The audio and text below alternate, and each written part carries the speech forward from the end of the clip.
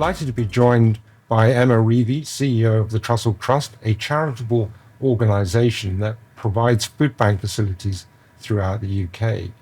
New River was the Trussell Trust's first real estate corporate partner, and we've now been working together for over 5 years. In that time, we've learned a lot about the Trussell Trust, the people that access the food banks, and the wider support that the Trussell Trust provides. We have raised over £500,000, but it's not just the monetary support that we provide. We also provide valuable time and space. So welcome, Emma. Thank you. It's wonderful to be here. Thanks very much. So let's just perhaps start for the benefit of our listeners. Why does the Trussell Trust exist, and what do you actually do? Well, 1 in 7 people in the UK are facing hunger because they don't have enough money to live on. So last year, in our food banks, we have 1,400 food bank centres across the UK. And last year, we provided 3 million emergency food parcels to people who didn't have enough money for food. And 1 million of those parcels were for children. And that's not right. And so we exist so that everyone in the UK can be free from hunger. And we're an anti-poverty charity as well as a community of, as I say, 1,400 food bank centres. And we work together to ensure that, firstly, no one should have to access a food bank. But if they do, that together we'll provide practical, compassionate support until we can move towards a future where no one needs to access a food bank. And we work with partners like you to make this possible. And we do 3 things. 1, we help our food banks to keep going, to keep opening their doors and supporting people for as long as they can. Secondly, to provide that extra support. So is when somebody comes to a food bank, it's not just about providing food, but that wraparound support that hopefully makes it that somebody doesn't have to come to a food bank again. And then thirdly, working together to drive change in local communities, in policy, in people's attitudes to build a more compassionate society where no one needs a food bank because no one will allow it. Yeah, I think you've seen exponential growth in the use of food banks. And some of our audience will be aware that unemployment rates are very low, job vacancies are very high. So if you want a job, you can really potentially get a job. Yeah. And we're now starting to see, wage growth exceeding inflation. Why do you think, we are seeing such strong growth in the use of food banks? So we know from our research that the main reason that somebody is coming to food bank is because their income is just too low. And often that income is coming from social security, from universal credit or working age benefits. And we know that people with health conditions or people who have caring responsibilities, who are having to care for their relatives, are significantly overrepresented amongst people who are coming to food banks. And for them, the money that they're receiving through social security is just not enough to be able to afford the essentials. The basic rate of universal credit, our main benefits payment, is at the lowest level in real terms that it's been at in the last 40 years. And more people are telling us it's just not enough to cover those costs of those vital essentials we all need to live. Currently, about 70% of people who are referred to our food banks are in receipt of universal credit. And in surveying we've done with with partners at Joseph Rowntree Foundation, we know that 9 out of 10 people on universal credit say there's just not enough to cover the costs of essentials. And while paid work is a really vital route out of poverty, too often insecure work is just not providing that protection that people need. About 1 in 5 people who come to our food banks are in work and still finding that they can't cover those costs of essential items. But it's those people who are unable to access work, for whom it's harder to access work. For example, 75% of people who come to food banks either are themselves disabled or come from a household where somebody is disabled. And that's 3 times higher than the representation of disabled people within the working age population. So people with additional barriers to work find that reliance on social security means they don't have enough money to afford the essentials. Your mission is not to exist, which is quite a unique mission. it's likely that you're never going to achieve that mission. I mean, how do you see the outlook over the next sort of 5 to 10 years, for the Trussell Trust, given that, we're becoming a more aged society, so greater demands on public services? I assume that you would expect that the demand for your services is only going to increase, sadly. I think that's one possible future for us as a country. I deeply believe it doesn't have to be that way, and that there are practical things that can change that would mean it wouldn't be that way. Food banks, as we know them, are a phenomenon of the last 10 years. Something has changed in these last 10 years, and we need to identify those changes, and we can change them again so as people aren't having to rely on emergency food to get by. Part of the reason why our vision is for a UK without the need for food banks is because we know how insufficient an emergency parcel is. If somebody can't afford their utility bills, can't afford school shoes for their kids, a food parcel is just not enough. People are coming to food banks because they don't have enough money, and we need to ensure that people who, if they're not able to work, if they have caring responsibilities, that they have enough money to be able to afford essentials such as food. And so we know that certain changes can happen and do make a difference. For example, over the last year, we had, together with other partner organisations, lobbied the government around the cost of living. And the government introduced cost of living payments that were made to people who were on working age benefits. At the point that those payments were made, we saw a significant drop in the number of people coming to food banks for the 3 weeks after those payments came in. So when people have enough money, they don't come to food banks. People tell us that they do everything in their power not to come to a food bank. It's a deeply embarrassing and undignified thing to have to come to a food bank. And when people have enough money, they don't come. Unfortunately, because that's just a short-term fix, rather than fixing over the long term the amount of money people have, people come back to food banks at the end of that 3 weeks. So there are solutions that we can put in place that make a difference. We just have to have the will to do that. And so when you look at the organisations and the individuals that help and support the Trussell Trust, how can our audience support you? I mean, we'll have companies that will be listening in and individuals. When you look for corporate partners, what are you sort of looking for? What's a good corporate partner to the Trussell Trust?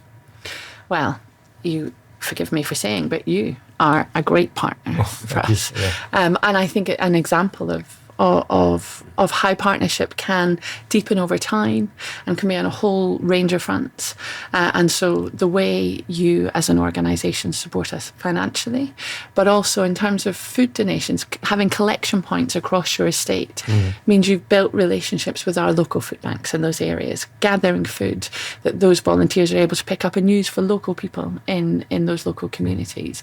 But also engaging through volunteering in our food banks. We always need more help, and having volunteers on the ground creates that greater connection, I think, with the cause between your staff and within our staff and volunteers in food banks. And I think what makes the difference is that kind of win-win. It has to be a true partnership, not just us always taking from a partner, but creating opportunities for our partners to gain from their experience. And I hope that it has felt like a partnership that has had a return for you as well. How have you found the experience of partnering with us? It's been an excellent relationship from our perspective. We're strong believers that we have a corporate responsibility, particularly to the communities where we're a major stakeholder through our investment of a shopping centre, for example.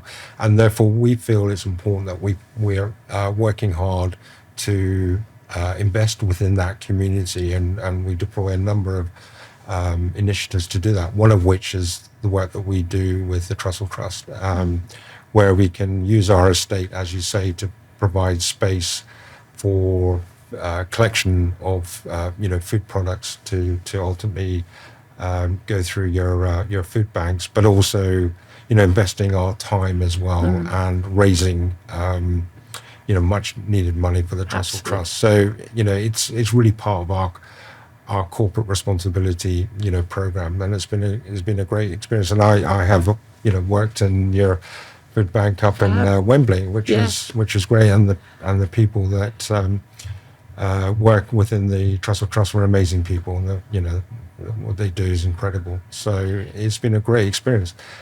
But just on the corporate partnership side, that's presumably an area where you've been growing, and more partners are coming on to the Trussell Trust platform. And do you have quite a wide range of corporate partners? We do have a wide range, from most of the major supermarkets to financial institutions to a range of partners across different sectors. And it means a tremendous amount to us. We wouldn't be able to do what we do without the support of partners like you and our other corporate partners. The scale of increase in need that we've seen in the last 5 years, so our numbers have more than doubled over the last 5 years.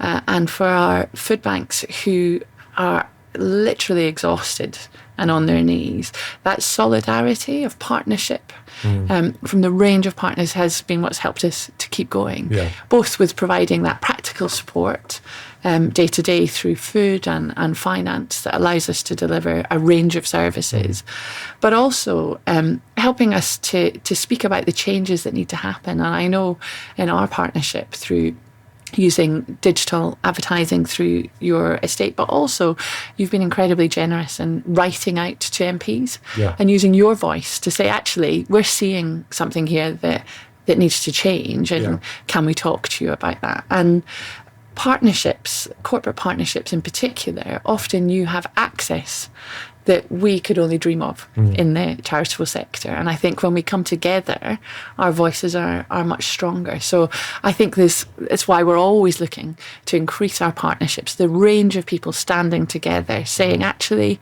this isn't right, and something needs to change. When did the Trussell Trust first start?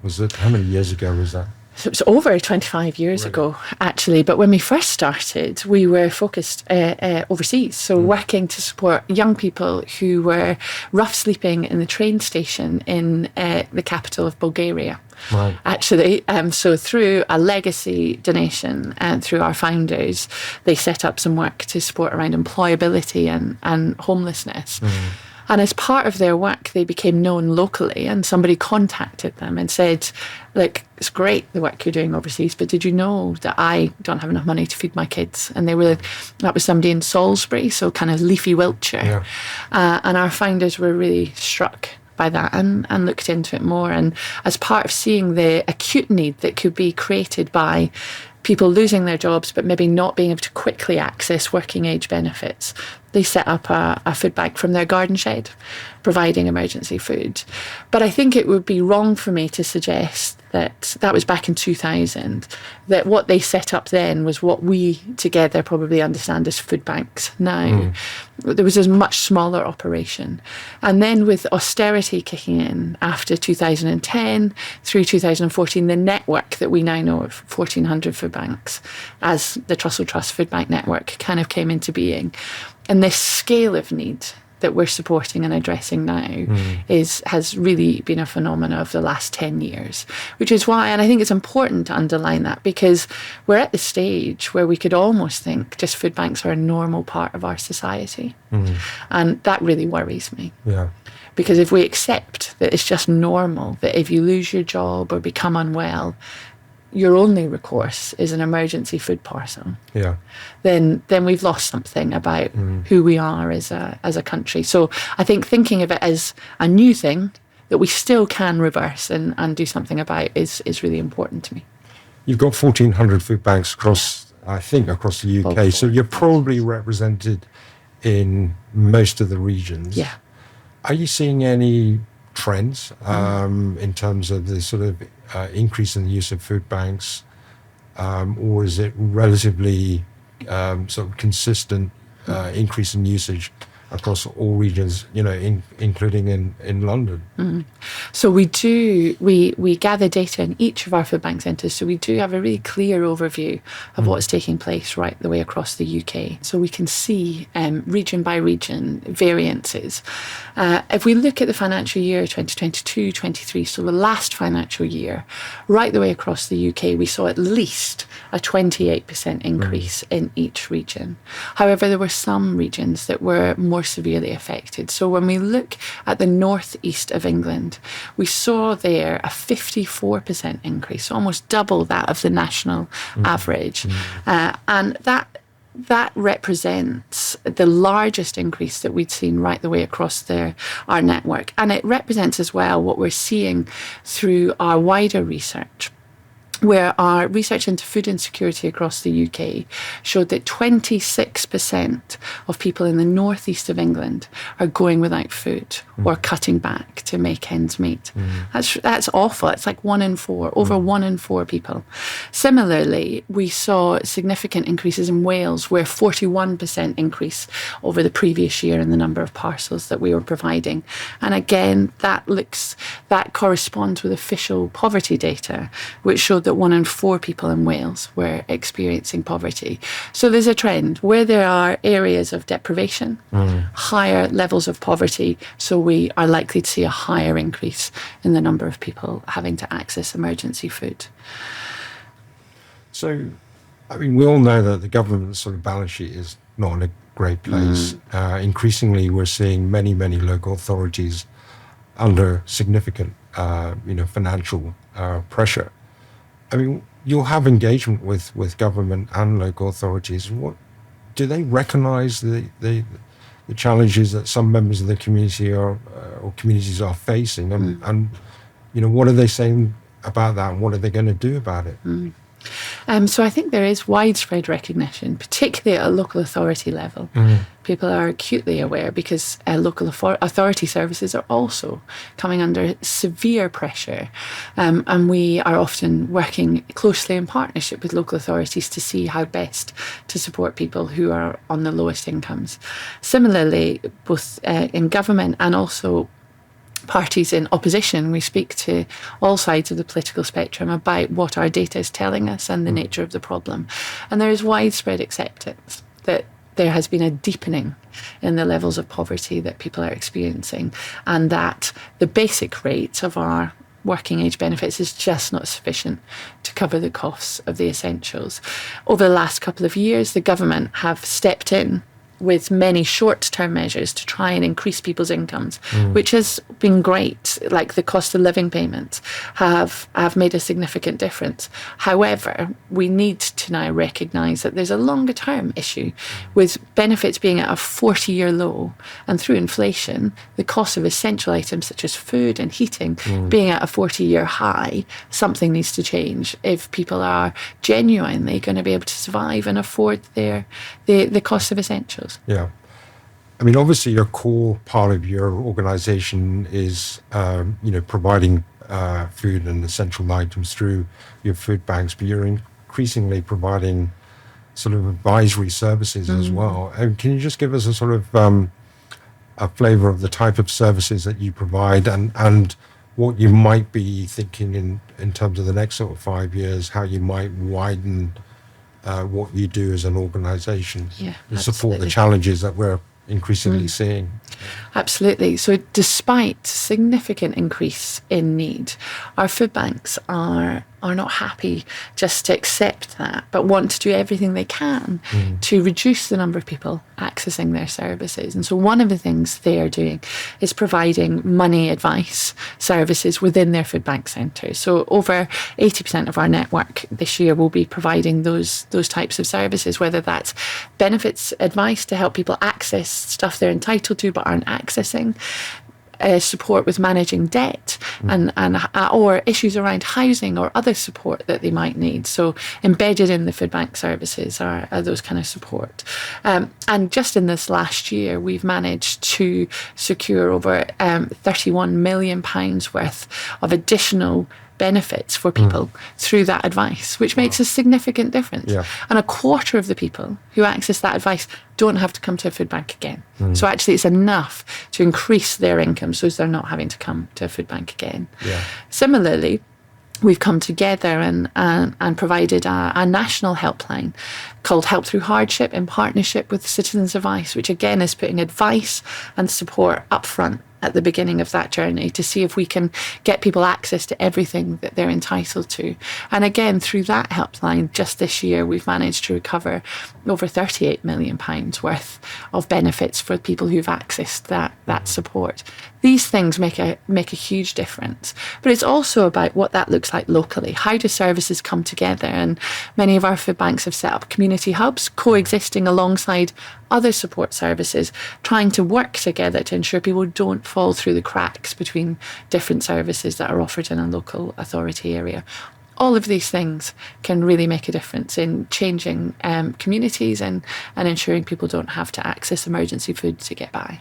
And that's where many, corporate partners or potential corporate partners can provide assistance, because it's not just about providing money. It's that, expertise and experience. Absolutely. That can be a very important support to the Trussell Trust. Totally. That expertise, that specialist advice, it's very complex to navigate our benefit system or the support that might be available either locally or nationally. And having specialist advice at the right time, in the right place, can make a huge difference to somebody's income.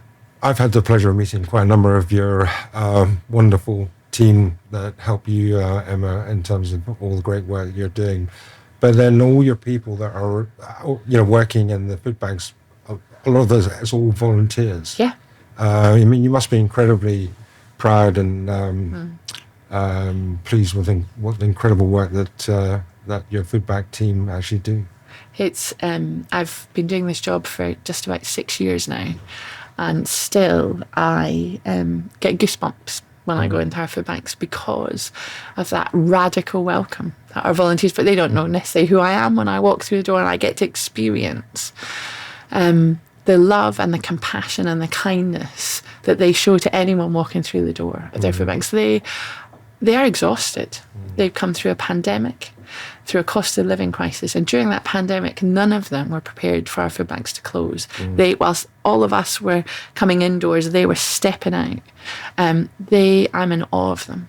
Yeah. It's an absolute privilege to get to do this job, and it hasn't worn off in the 6 years I've been doing it. And that's very reflective of the underlying spirit within communities. Do you see that that is alive and doing well and that increasing, people wanting to help and volunteer? Absolutely. Like during the pandemic, many of our volunteers were of an age that they were required to shield. And so I was really worried that our volunteers were going to have to shield. Food wasn't on the supermarket shelves. How were we going to keep going? And I was blown away by the community response. A, the generosity of donors. But B, they knew accessing food was an issue. So I had volunteers setting up collection points for food on their doorsteps, going through their cupboards, trying to find key items that we needed. People stepped forward and filled those gaps in our volunteering whilst people were shielding. Nobody thinks it's right that people are going without food. Yeah. Nobody. Yeah. And so when people are aware of it, they want to step in and they want to see a change.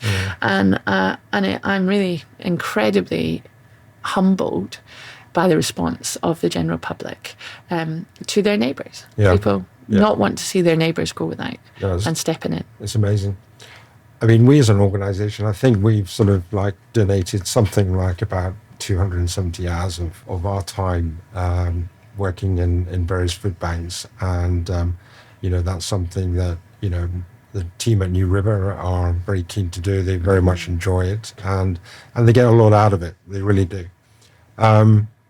We've also, I think, through our various collection points, collected something like 13.5 tons of food products. If you look at the Trussell Trust as a whole, I mean, what's the quantum of the amount of food and related products that are distributed through your network? I mean, it must be It must be very significant. Very significant. So if you think that an emergency food parcel is the equivalent of 10 meals.